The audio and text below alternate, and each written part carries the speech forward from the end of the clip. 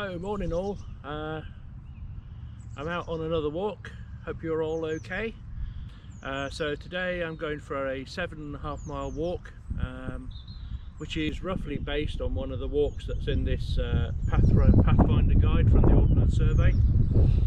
And yeah, it's going to take in a slight detour to go and have a look at the Chilworth Gunpowder Works, which isn't marked on the map, and but it is pretty interesting, so I'm going to have a look at that as well. So come on, let's go.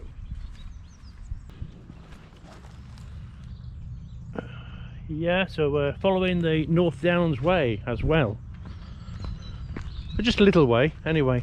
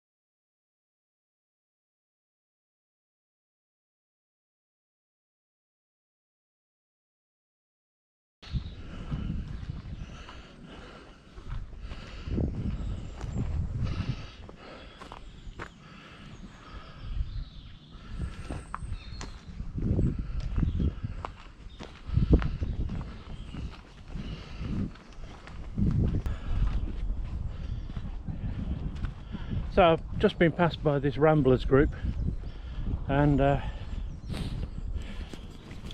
yeah, I suppose it's a difference between Yorkshire and down here, living down here, because I'm originally from Yorkshire, and when people are passing you, everybody say hello, good morning, yeah, past the time of day. Down here, one, maybe two people. I think the first person who was speaking with the Yorkshire accent said hello. Everybody else just head down, not interested in you. Different, just different, I suppose. Hard to get used to though.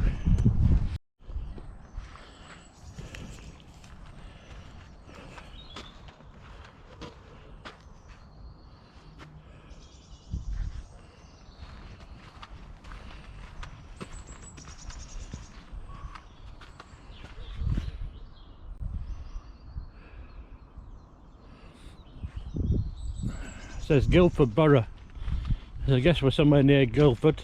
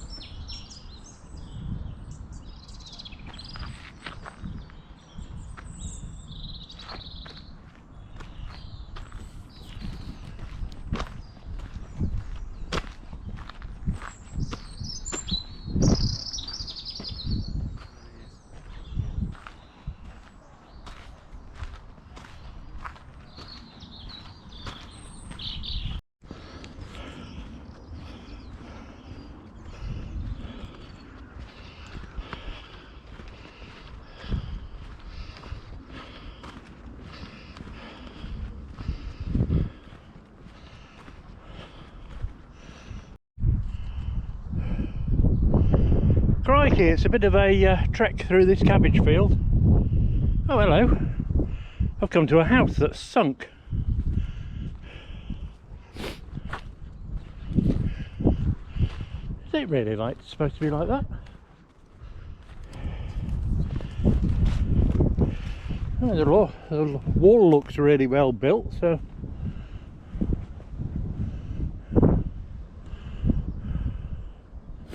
weird.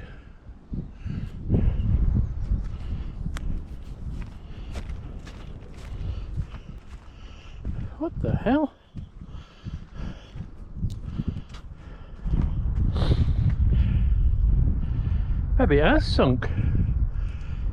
So that's supposed to be a doorway, isn't it?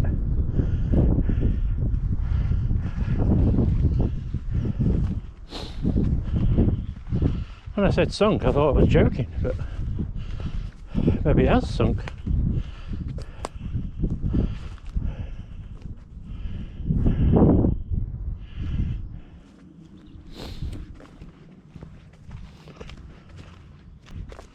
I think we've gone wrong here somewhere.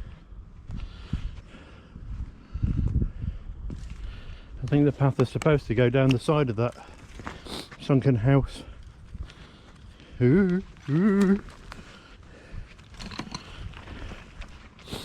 Oh well, made it.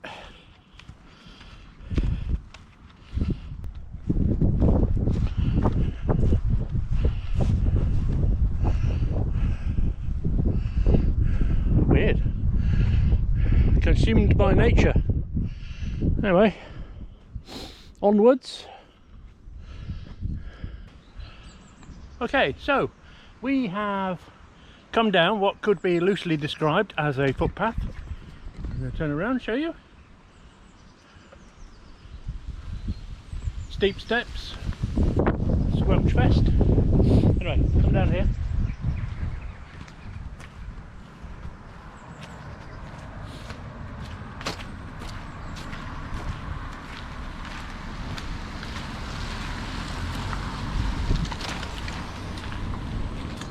Where we are.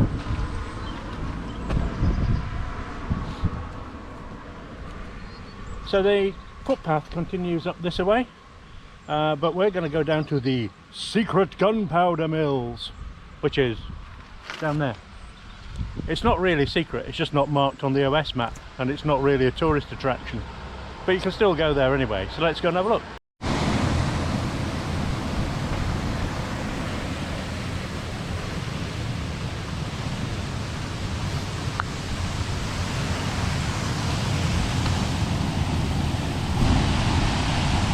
So that looks like the top race of a water wheel. And strictly speaking, it is.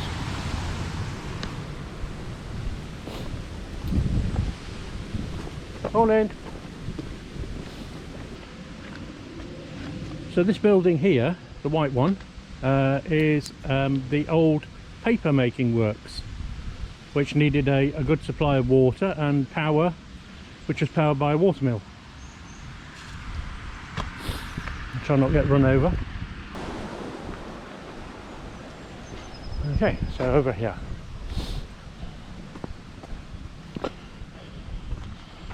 So this is a little lodge where the gunpowder workers used to clock in for the day.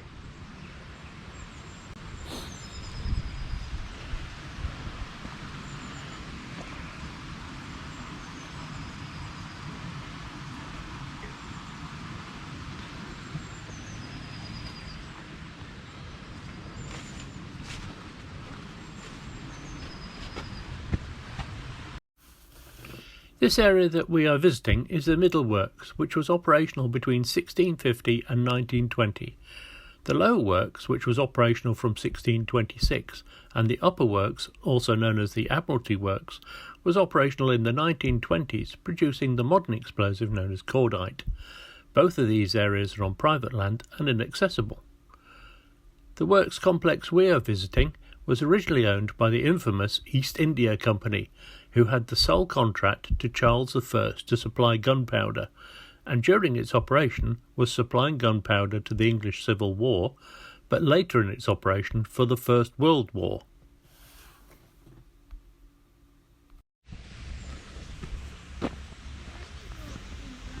This is the expense magazine. Materials were stored here between each stage of manufacturing.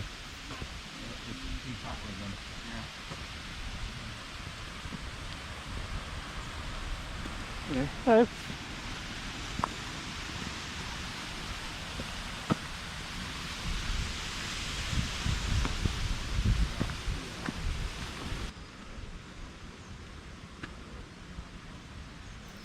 These are early examples of dragon's teeth, a tank defence.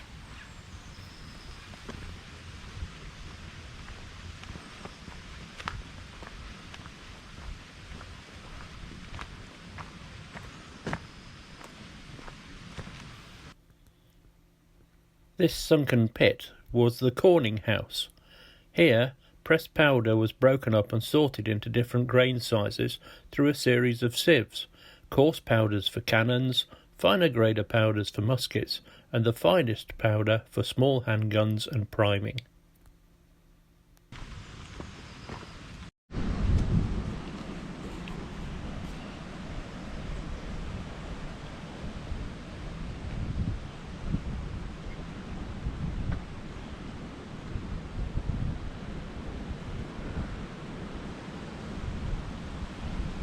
Although the river would have been much deeper in the days when this was being used, this is actually a boat unloading wharf.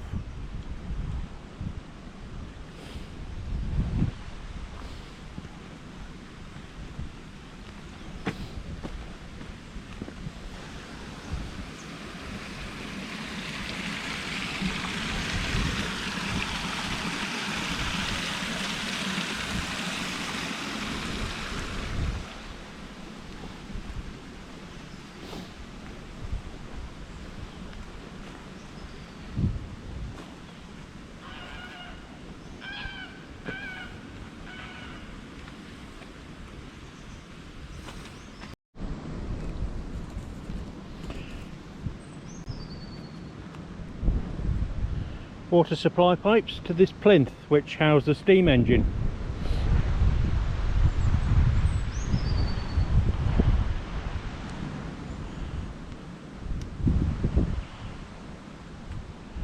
Over there in the distance between the two brick block tower things is the top of a chimney tower, which is probably off the top of that chimney base which is just there.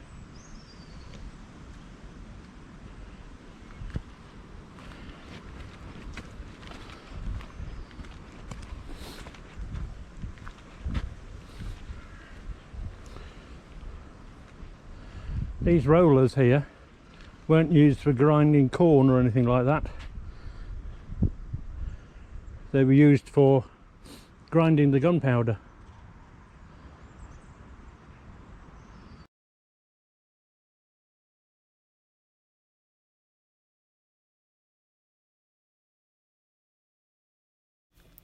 Creating banks of earth close to the buildings where gunpowder was being made helped to contain explosions. These banks were strengthened with earth-filled corrugated iron drums, which were placed to form blast mounds. The remains of some can still be seen in the mills area today. This innovation, which became known within the explosives industry as Chilworth mounds, was adopted internationally.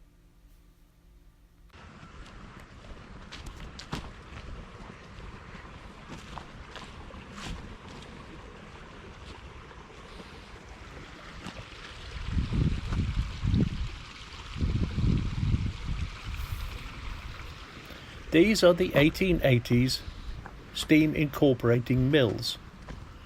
The underfloor gear room and blast-proof walls remain.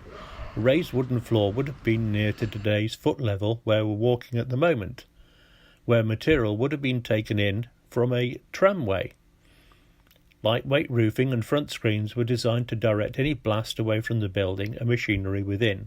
A drenching mechanism was put in place that automatically doused all bays in the event of an explosion in any of the others. In its construction, the rolled steel joists that you can see here were among the earliest used in the UK.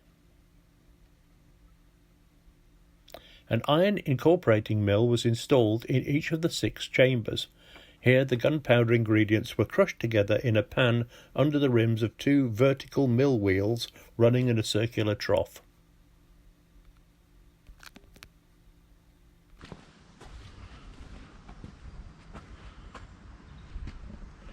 Oh, we've got to take a look, haven't we?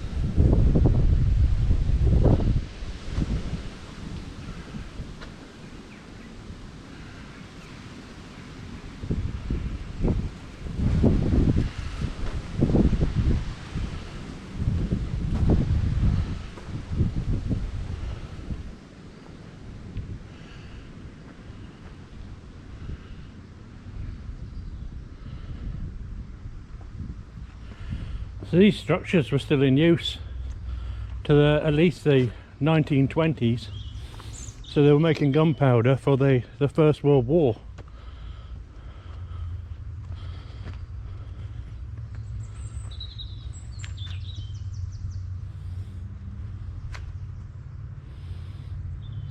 Incredible.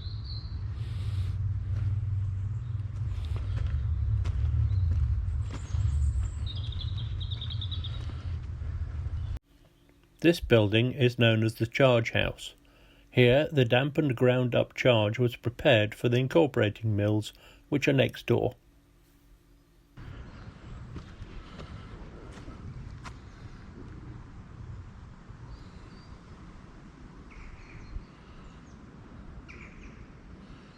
Apparently the abundance of alder in this forest made especially good charcoal, which is why they built it here.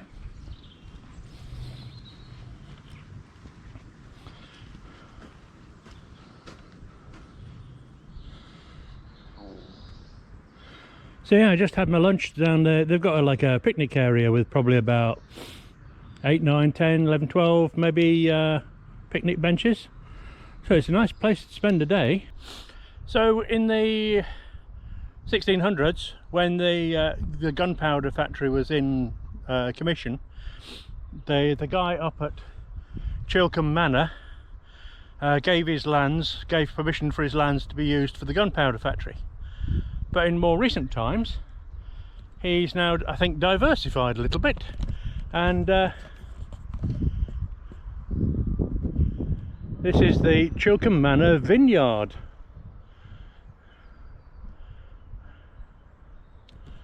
You would have thought that they only make wines in France, but yeah, it's warm enough here to make grapes for wine. So I just met the rambling group that I met slightly earlier in the walk, who overtook me. They were a bit more friendly this time as they were eating their lunch, and were horrified at the thought that I was heading up here towards St Martha's Church. As I say, it's the hardest part of the walk according to the guidebook, and it looks like a bit of a climb.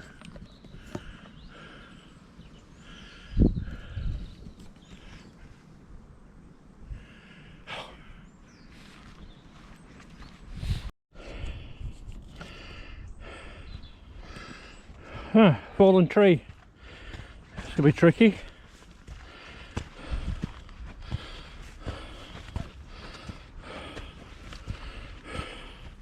No bridge.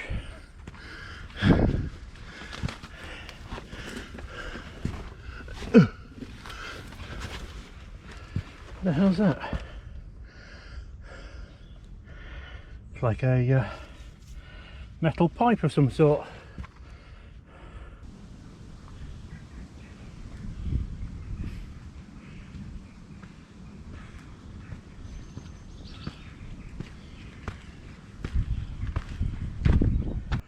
Well, that's the reason why those big pipes are there. There's a reservoir up here, but then all of a sudden, through the trees, St Martha's Church. St Martha's Church, rebuilt apparently in the 18th century to replace a Norman church that stood on this site. Gotta be honest, I was nursing a bit of a sore heel coming down there, but the path is constructed of sand mostly for bridleway purposes, I guess, but it makes it much easier on the feet. Hello, pillbox.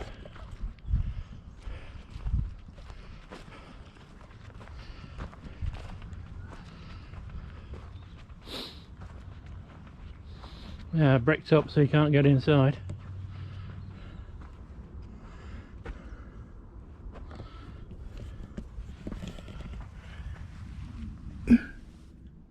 Yeah, I can't see out.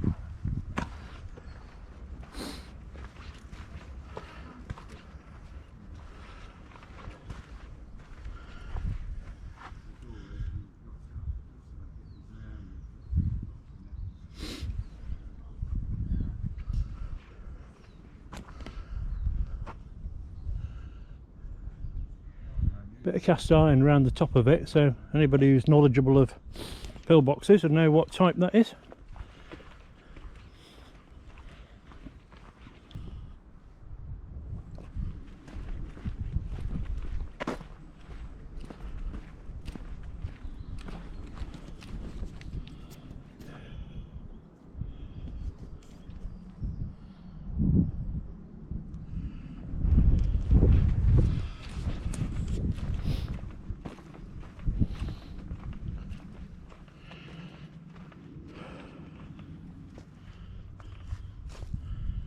I can just see off in the distance there, just going up that hillside there, is the path we're going to be taking. But right up there, probably about there, that's where the car is. So we're not far to go now.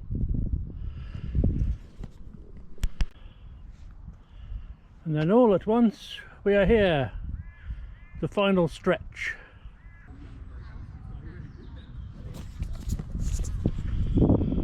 So, made it back again. 7.5 miles. Bosh. I'm knackered.